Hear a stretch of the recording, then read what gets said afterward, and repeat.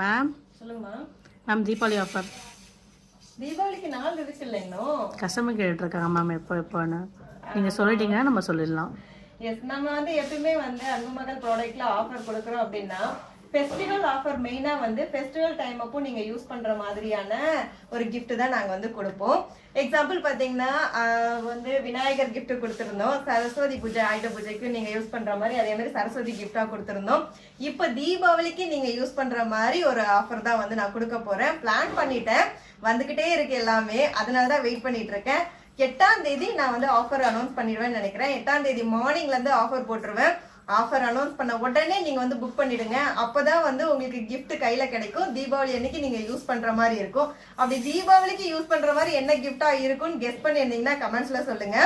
மறக்காம 8ஆம் தேதி ஆஃபர் அனௌன்ஸ் பண்ண உடனே வந்து நீங்க பிளேஸ் பண்ணிடுங்க. ஏன் நான் சொல்றேன்னா gift அந்த மாதிரி இருக்கும். இப்பவே வாட்ஸ்அப்ல போயிட்டு கேட்லாக்ல என்னென்ன ப்ராடக்ட்லாம் வேணும்னு நீங்களே செலக்ட் பண்ணியும் வச்சுக்கோங்க. எப்பயுமே நம்ம காம்போ ஆஃபர்லாம் கொடுக்கறது இல்ல, நீங்க தான் ப்ராடக்ட்டை சூஸ் பண்ண போறீங்க. அதனால நீங்க இப்பவே வந்து சூஸ் பண்ணி வச்சுக்கோங்க. இருப்பதை வைத்து இன்பமாக வாழலாம். தேங்க்யூ.